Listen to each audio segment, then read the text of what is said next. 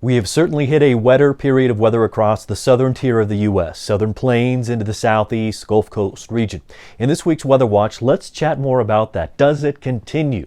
Well, it certainly is a better outlook than what we've had for the last 2 months across Texas, which was bone dry. Dallas didn't have measurable rainfall and then got walloped and flooded.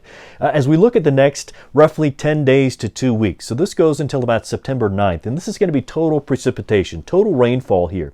And as you see this animation, it's just on a loop. As you start to tally up across New Mexico, Texas, Oklahoma, parts of Kansas, and then certainly the Gulf Coast states and the southeast, you start to see those colors increase. Well, for most of the southern plains on the gauge, that's going to be upwards of around 2 inches or so, which is still good. It's better than having nothing, obviously.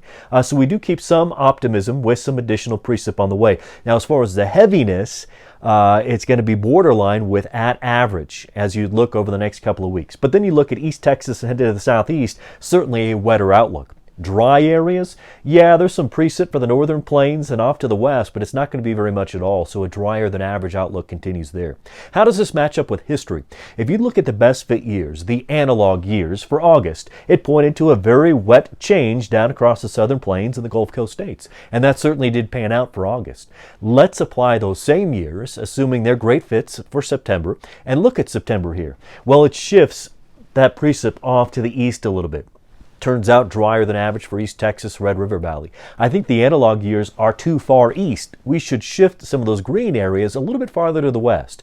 So for much of Texas, much of Oklahoma, we may come closer to breaking even in a lot of cases for September.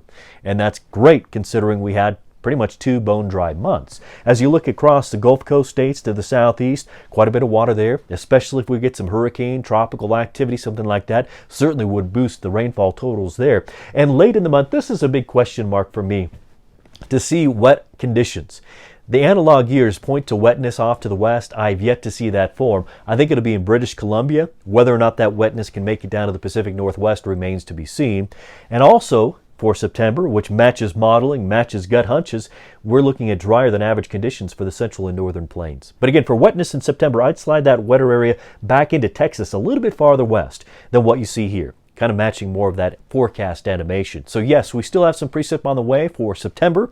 It's not going to be bone dry unless you're off to the west or in parts of the plains. But for the southern plains, Red River Valley, you do have additional moisture on the way. And especially if you're over the southeastern states, they will likely be wet for September. That's your Weather Watch this time. Hope you have a good one. We'll see you the next time. I'm Matt Makins.